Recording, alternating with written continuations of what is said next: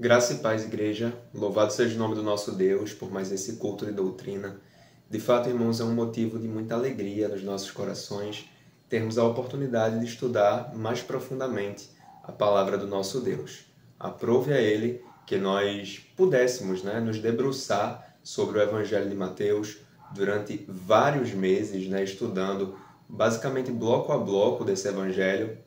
Nós estamos na reta final e eu sei, já comentamos isso há algum tempo, mas estamos no penúltimo capítulo desse Evangelho e assim que nós conseguirmos finalizar, irmãos, se Deus permitir, nós estudaremos então os outros dois Evangelhos sinóticos, Marcos e Lucas. Amém? Então, hoje nós vamos dar continuidade ao nosso estudo e nós estamos em um bloco do capítulo 26, como eu já adiantei, e esse bloco, na minha versão, vai do versículo 31 até o versículo 35. E o título do bloco é Pedro é avisado. Uma passagem muito conhecida, irmãos, da palavra de Deus e que foi registrada por todos os evangelistas. Além de Mateus, Marcos e Lucas e até o próprio João, eles vão registrar, então, essa passagem. Cada um com a sua particularidade, mas todos eles concordando, com esse acontecimento ali que aconteceu na vida de Jesus Cristo e também na vida desse discípulo chamado Pedro, tá bom? Mas antes da leitura bíblica, irmãos, e eu quero ler com vocês, versículo a versículo, eu quero orar para nós iniciarmos. Então vamos orar enquanto igreja, vamos buscar a presença do Senhor e o direcionamento dele. Oremos então. Pai eterno, nós queremos te glorificar, Senhor, por estarmos mais uma vez diante da tua palavra, diante da tua presença. Nós te glorificamos, ó Deus, por poder te buscar dessa forma, olhando para a tua palavra e aprendendo mais de ti. Nós rogamos então pela sabedoria e pelo discernimento que o teu Espírito Santo nos concede, tanto para explicar aquilo que a tua palavra nos diz, mas também para compreendermos, a fim de que possamos colocar em prática e glorificar o teu nome, Senhor, com as nossas vidas. Fica então com cada irmão, com cada irmã. Alcança, Senhor, cada um desses lares que nesse momento se reúnem para cultuar a Ti, para ouvir a Tua palavra. Que no nome de Jesus não haja um desânimo com o passar do tempo, mas que haja realmente cada vez mais uma fome e uma sede por parte da Tua igreja em ouvir a Tua doce voz. Que seja assim, Senhor, na minha vida, na vida de cada irmão do corpo de Cristo. E é no nome de Jesus que nós te oramos. Amém e amém. Amém, irmãos. Então vamos fazer a leitura? Primeiro, versículo 31 nos diz assim: Então Jesus lhes disse, e aqui uma pausa, Ele disse a quem? Então, essa seria a primeira pergunta. E aqui, irmãos, é bem óbvio, ele estava falando com os seus discípulos. Lembremos qual era o contexto aqui, tá, irmãos? Que nós estudamos nas últimas semanas, Basicamente, estamos naquela última Páscoa de Cristo.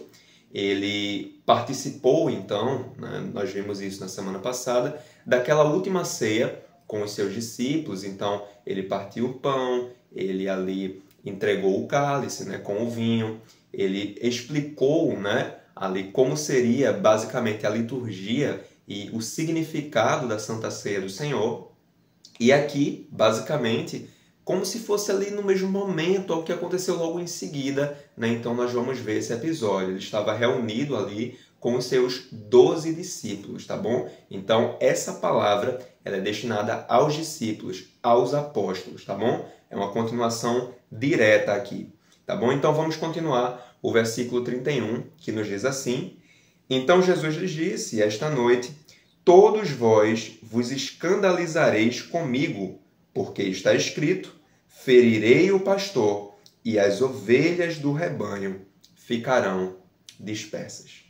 Então, essas palavras de Cristo, irmãos, elas são baseadas numa profecia que se encontra no livro do profeta Zacarias, no capítulo 13, versículo 7.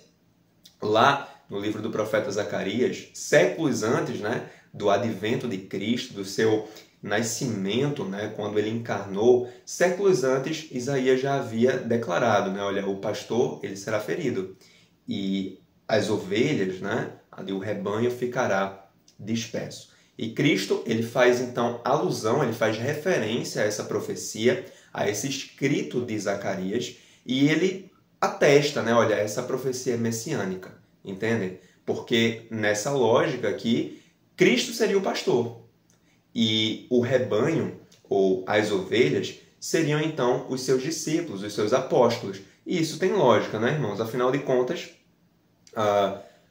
os discípulos, os apóstolos de Cristo, eles eram as suas ovelhas mais íntimas, aquelas com quem ele tinha mais afinidade, né? Uma aproximação maior. Eles ouviam de Cristo ensinos específicos que as multidões não ouviam, né? Então, Cristo ele tinha ali realmente um trato particular, vamos dizer assim, com aqueles discípulos, com aqueles apóstolos, que seriam aqueles que dariam continuidade ao seu ministério, tá bom? Mas o sofrimento do pastor, ou o sofrimento de Cristo, seria temporário, como nós sabemos. E Cristo ele faz questão de mencionar isso. Vamos ver mais uma vez o versículo... Vamos ver mais uma vez um texto, dessa vez no versículo 32. Mas depois da minha ressurreição, irei adiante de vós para a Galileia. Aqui, irmãos, fica muito claro, né? Cristo ele está dizendo, olha, eu vou passar pelo sofrimento. Ele disse no versículo anterior, olha, ferirei o pastor será ferido. Então, ele passaria pelo sofrimento. Nós sabemos que tipo de sofrimento seria. Ele passaria pela cruz, ele seria, né, traído, julgado injustamente, ele, enfim, sofreria açoites, coroa de espinhos e tudo mais. Tudo isso aconteceria com ele, mas ele atesta, olha, mas haverá também uma ressurreição, né? Ele acrescenta essa informação, que logicamente faz toda a diferença. E ele diz também, nesse versículo, que após os discípulos serem dispersos, né, eles, olha, vocês vão me abandonar, ele fala isso no versículo 31, aqui ele diz, olha, mas depois da minha ressurreição, eu irei adiante de vocês para a Galileia, ou seja, os discípulos seriam então reunidos mais uma vez. Cristo ele restauraria a comunhão entre o mestre, né, ele mesmo, e os seus discípulos, e isso por meio da sua graça, porque afinal de contas, irmãos, esses discípulos, como nós sabemos, eles iriam fracassar quando Cristo fosse perseguido. Eles fracassaram em permanecer com o seu mestre.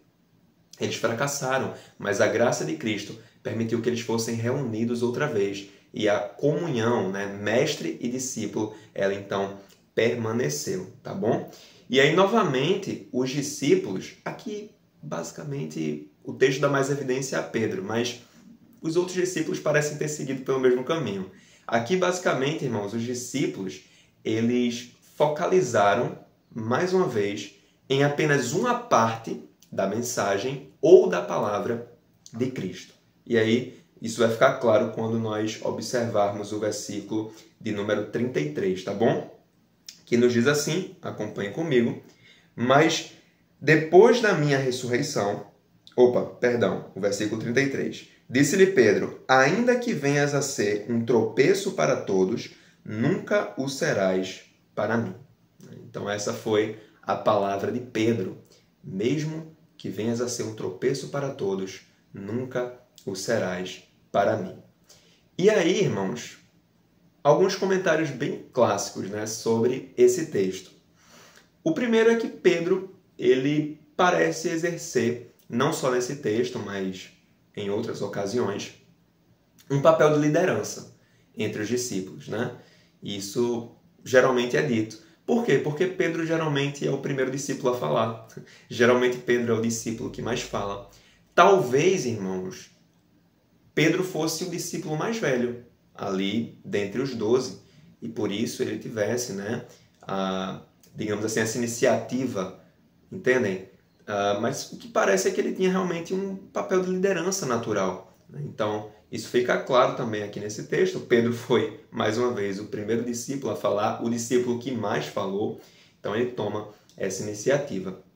Um outro comentário sobre esse versículo 33 é que Pedro, ele tentou, podemos dizer, contradizer as palavras de Cristo. Porque Cristo disse uma coisa e Pedro, ele foi ali no caminho oposto, né, basicamente. Olha, Pedro ouviu de Jesus assim, todos vocês vão me abandonar, vão se escandalizar.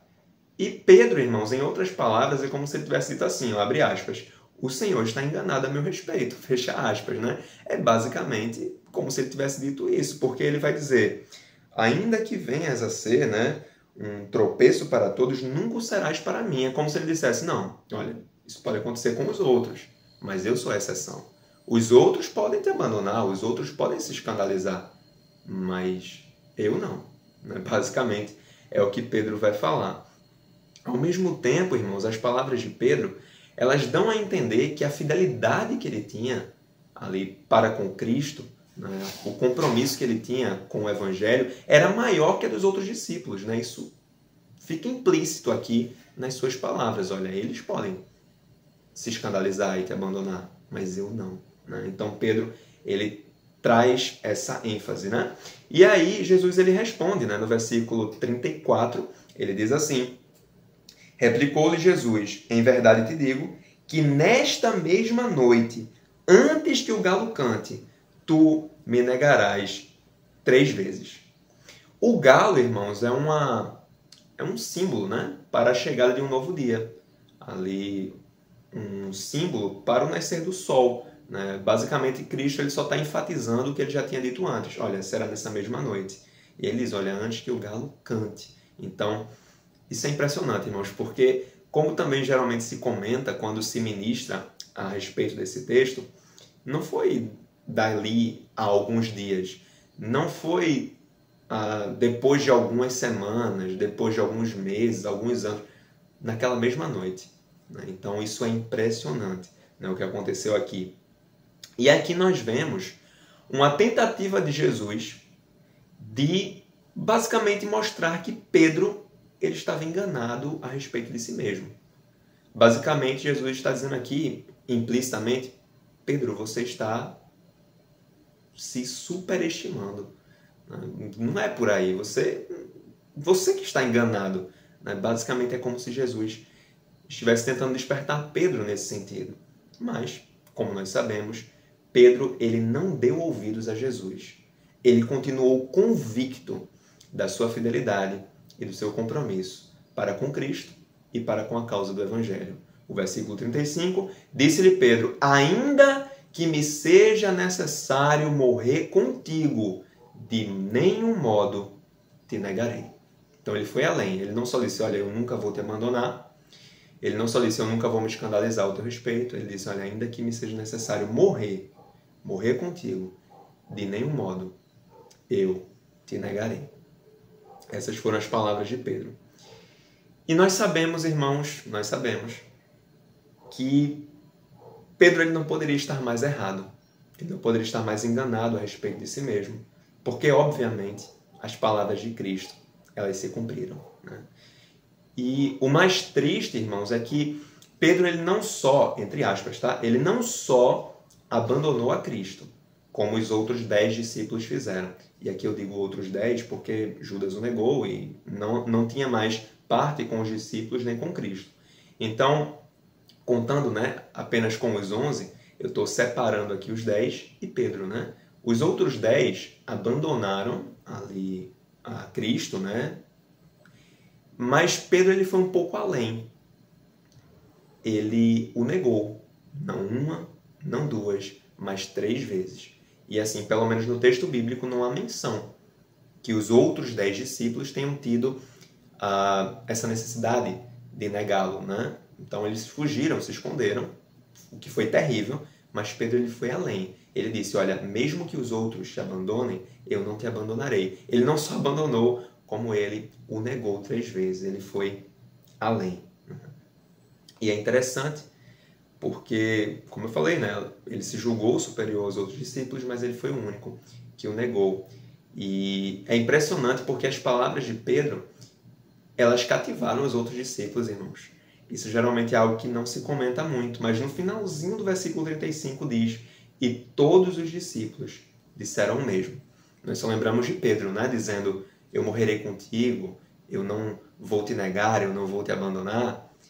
Mas os outros discípulos concordaram com ele. Mesmo Pedro dizendo, olha, mesmo que os outros te neguem, eu não te negarei.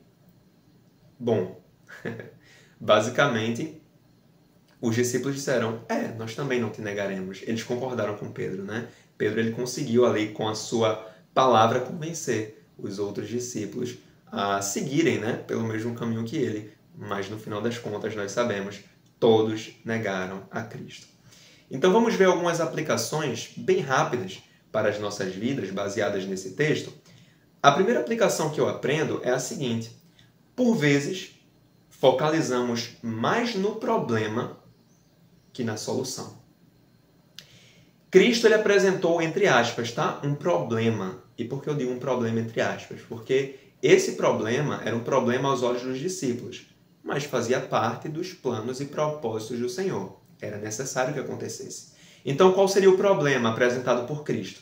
O seu sacrifício e a dispersão, né? O abandono dos discípulos. Esse seria o problema, tá bom? Mas Cristo apresentou em seguida uma solução. Ele disse, olha, eu vou ressuscitar. E eu vou reunir vocês. Vocês se encontrarão comigo, porque eu vou adiante de vocês para a Galileia. Então, havia uma solução.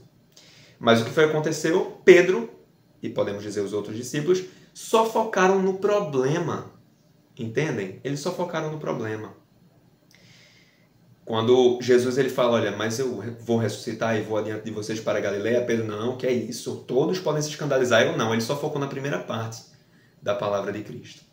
E às vezes, igreja, nós nos deparamos com problemas, com desafios, com lutas que são legítimas. Enfermidades, uma escassez de provisão, lutas espirituais e por aí vai. Problemas legítimos, entendem? Mas nós precisamos lembrar que o nosso problema, a nossa dificuldade, a nossa dor, ela nunca será maior que a solução. Entendem? E qual é a solução? Cristo. Sendo vontade dele, Cristo ele pode solucionar todo e qualquer problema. Então, por isso, confiemos e nos amparemos nele. A segunda lição que eu aprendo com esse texto é que, por vezes, podemos ter uma percepção equivocada sobre nós mesmos. E a palavra ela nos adverte. Em 1 Coríntios, capítulo 10, versículo 12, está escrito que, por isso, aquele que pensa estar de pé, veja que não caia. É interessante, irmãos, a ênfase que esse versículo dá. Aquele que pensa estar de pé. Não é aquele que está de pé, é aquele que pensa estar de pé. Se ele só pensa estar de pé, ele pode não estar. E foi o que aconteceu com Pedro, irmãos. Eu acho que Pedro é um ótimo exemplo nesse sentido. Por que vocês têm dúvidas que Pedro pensava estar de pé, irmãos? Ele chegou ao ponto de dizer, olha, de todos os seus discípulos, eu vou ser o único que vou permanecer se essa perseguição realmente acontecer. Os outros podem se escandalizar, os outros podem te abandonar, eu não. Eu não só estou disposto, né, a não te abandonar, mas eu estou disposto a morrer contigo. E de nenhum modo eu te negarei. Isso aqui é um homem convicto. Alguém que pensava, que julgava estar de pé. Mas aí vem a reviravolta, irmãos. Se nós olharmos para o texto paralelo em Lucas, quando Pedro declara essas palavras, Jesus diz para ele, olha, Pedro, quando tu se converter, fortalece os teus irmãos. Então Pedro crente era, irmãos. Ele nem era convertido ainda, mas ele pensava estar de pé. Ele estava convicto ali, que ele estava firme ali no seu propósito, na sua fidelidade, no seu compromisso com o Evangelho. Então, isso serve de alerta para nós. Nós precisamos rever os nossos passos. Precisamos examinar a nossa postura diante do Senhor e diante das pessoas, né? Para vermos, para concluirmos se nós estamos firmes, se nós estamos comprometidos com o Evangelho da cruz. E a terceira e última lição que eu aprendo com esse texto é: cuidemos para não negar a Cristo. Pedro negou de forma literal, com palavras, mas nós podemos negá-lo com as nossas ações, ou mesmo com ausências de ações. A palavra do Senhor diz em Lucas, capítulo 9, versículo 26, pois quem se vergonhar de mim, e aqui são palavras de Cristo, e das minhas palavras, dele se envergonhará o Filho do Homem, quando vier na sua glória e na glória do Pai e dos santos anjos. Então, irmãos, que essas palavras elas sirvam, né, ali de alerta para as nossas vidas, para termos mais atenção, né, nesses pontos, tá bom? Então, primeiro, por vezes, focalizamos mais no problema que na solução, foi o que aconteceu com os discípulos, mas independente do tamanho do problema, a solução é maior e a solução é Cristo. O segundo ponto, por vezes, podemos ter uma percepção equivocada sobre nós mesmos. Pedro caiu nessa armadilha, ele pensou estar de pé, mas na realidade ele não estava. Então, que nós possamos rever os nossos passos, observarmos, né, examinarmos a nossa vida espiritual para vermos se não estamos incidindo no mesmo erro. E o último ponto, cuidemos para não negar a Cristo. Né? Então, podemos negá-lo de forma literal, como aconteceu com Pedro, mas existem outras formas. Então, que nós estejamos atentos a elas para não cairmos nesse mesmo erro, tá bom, irmãos? Então, que essas palavras elas sirvam para nos abençoar e para nos fortalecer na nossa caminhada diante do Senhor. Que Deus, então, nos abençoe. Paz.